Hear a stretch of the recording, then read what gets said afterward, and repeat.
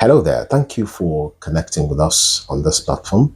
This is Celeb Cafe. Celeb Cafe focuses on experts of Africans by Africa and for Africa. And today we have a guest who happens to be the founder and the chief executive officer of Blacks Ancestral Native Communities.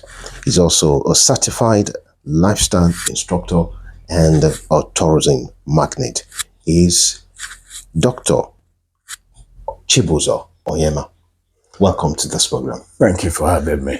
You happen to be our first guest on this program. Oh, it's a privilege. It's my pleasure. Nice to have you on the program. Thank you very much. Well, let's go straight to business. I won't go the way of others by asking what your background is, but I'll go by going into your CV and ask you this one question: that as a certified lifestyle instructor, you specialize in abnormal behavioral therapy, ABTH. What ABTH? Now, what do you consider to be abnormal behavior? Okay. On my way coming here, the driver who was riding in front of me had made a detour without trafficating. And what comes to my mind is he needs to see a psychiatrist. A psychologist needs to work with him because what he did, if I were on speed, could cause accident. So abnormal behavior, it's a deviation from expected behavior, generally acceptable behavior. Significant is the word that needs to go in there. So it is a significant deviation from a generally acceptable behavior of persons within a context. It can be cultural, it can be work ethics, it can be religious, it can be family. Everywhere has got norms, expectations, standards, procedures that people who work in that environment or operate within that environment are expected to conform with.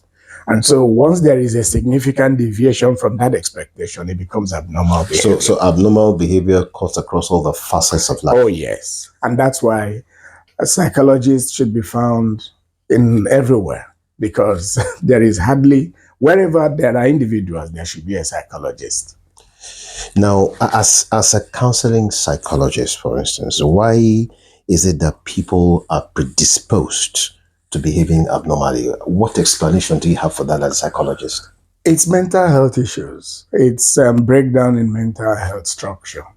So nobody prepares for it to happen, but it happens because it's extreme stressors. It's exposures to stressors without. And by the way, you see, I can take you back to memory lane. This is August 2024. It's exactly 20 years ago that you featured me in one of your programs at Premier FM in the days. And I remember that one of what we discussed in those days was stress management. Because at that time, in fact, in Ibadan, I used to be called Mr. Stress.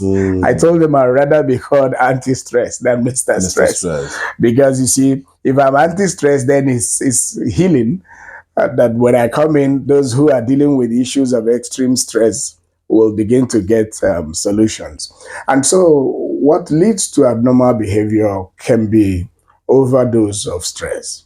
And of course, you may know, and for the benefit of our viewers who probably aren't psychologists or do not know, there are two types of stressors. One is a positive stressor, which is very important. It's called the eustress.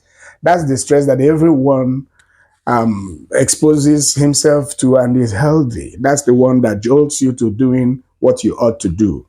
Then there is distress, and distress is the one that is inimical to human health, and that's the one that ultimately leads to mental breakdown and leads to mental degeneration, leads to abnormal behavior. And so what we advocate and what we teach is that everyone should work within the limits of his ability. For instance, recently someone had mounted pressure on me to do what I didn't have capacity to do. And I told this person from the beginning that what you're requesting from me is a little above my capacity at this material time.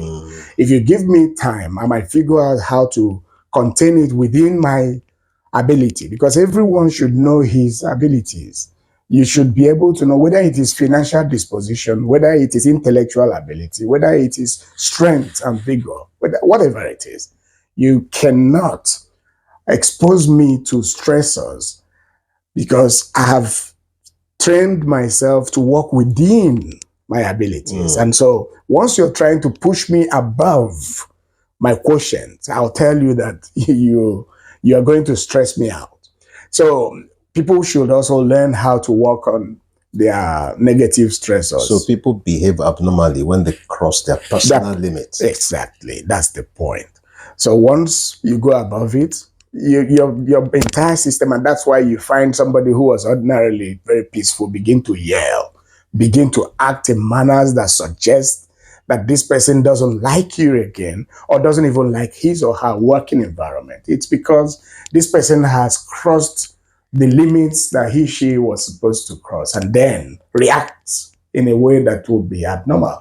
So there are incidental abnormalities and there are progressive abnormalities, depending on the environment, depending on the predisposition. Let's talk about incidental and accidental. Okay, so accidental is the one that for instance, I told you about the man who made the detour in front of me. I was coming steadily, and he was on another lane. So naturally, I thought he was going straight, and then he just comes in front of me and turns around violently in a way and manner that could have made me ram into him. And if that happened, because I was the one coming behind, it will be seen that I was at fault.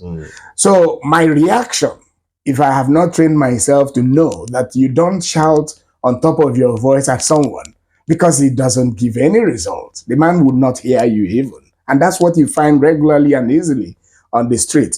Someone drives in a way that is violated traffic rules, and then you yell.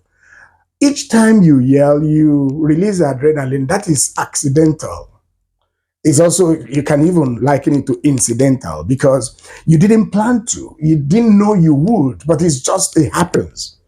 It's it happens instantaneously without you even processing.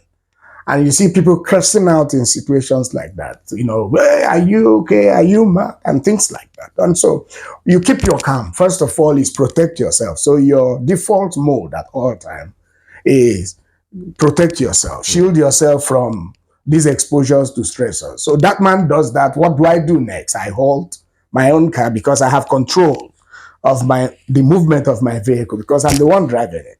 But if I had a driver, I would prompt the driver, careful, that's incidental. It's also accidental. But since I'm the one, there's nobody else to call out to but my nervous system, which naturally would just halt, knowing that that's danger there. So, but if I shout out to the man, it doesn't yield any result. And that's what happens most of the time. Even in the home, couples, father, mother, children relationship, at workplace, a staff has got something you've been trying to teach him or her wrong the third, fourth time. Lashing out at that staff will not resolve that situation. But saying, hey, I have told you that if you did it this other way, it will be better than this way but you've done this repeatedly and you've seen that we've not gone anywhere. We've not achieved any result. How about if you went back to the first training that I gave to you on how to do this? If there are questions you have concerning how to handle it, let me know. So behaving normally requires some level of emotional intelligence. Yes, it is. Emotional intelligence is self-control. It's also self-tutelage. It's maturity. It's discipline. It's teaching. It's learning. It's continuous self-instruction. Most of the time, what prepares you on how best to react to situation is what you have taught yourself. I'm a sanguine choleric combination, for instance. And those in my organization and within my team have told me that each time that I am in the public trying to represent our organization, that I often use the first person I, as though to say that I were the one handling and moving things alone. That's my nature. Behaving as if you don't have a team.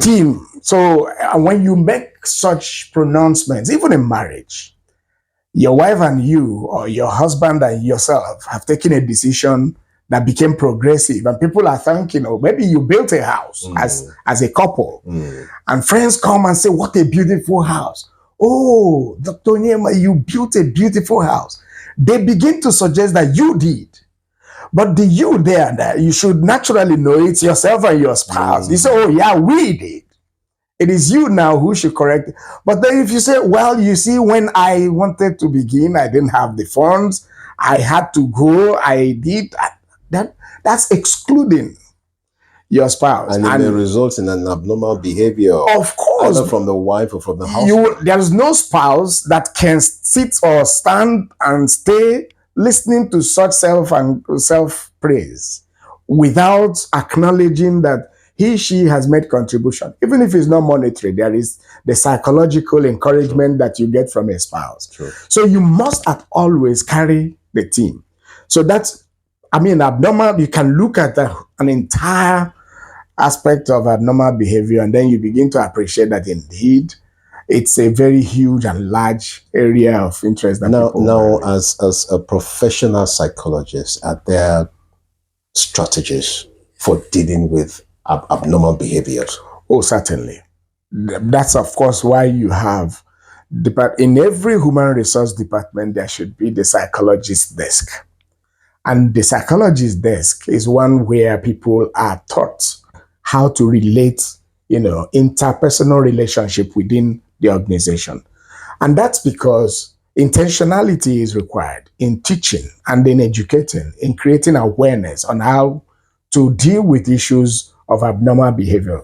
And people won't know that it's abnormal behavior except if they have been trained to identify what constitutes abnormal behavior. So you want to even tutor your staff and members of staff on what constitutes abnormal behavior, preparing their mind psychologically to dealing with it. So there is strategies. Okay. Yes. Well, it's about all we'll be able to take on this first segment of this program, interacting with you as the Chief Executive Officer and founder of BANC, that Blacks Ancestral Native Communities Foundation. We've just spoken about an aspect of you, which is the psychology aspect of you. There are so many other areas we're going to be talking about. There's a tourism aspect of you. We hope to be able to get to that and also talk about this foundation also. And that's the meat of this program. I really thank you for coming on this edition of the program. We hope to have you back. Thank you. Thank you.